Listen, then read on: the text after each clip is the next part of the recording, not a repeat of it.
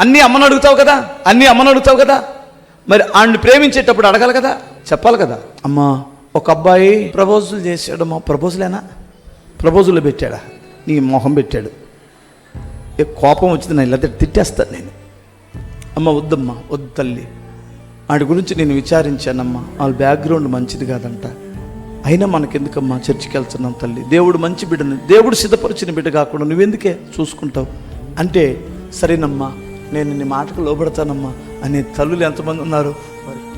అరే అబ్బాయి నేను ఆ అమ్మాయిని ప్రేమించాను, చేస్తారా చేయరా, ఏంటే కాపురం చేసేదా నేనా నువ్వా, నేను చేసుకోవాల్సిందే, చేసుకున్న తర్వాత ఉంటుందిరా నాయన నీకు, పట్టపగలే సొక్కలు చూపించింది, అర్థమవుతుందా.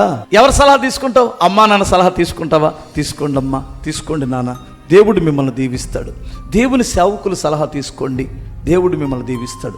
మీకంటే అనుభవం కలిగినటువంటి వారి సలహాలు తీసుకోండి, మీరు బాగుపడతారు.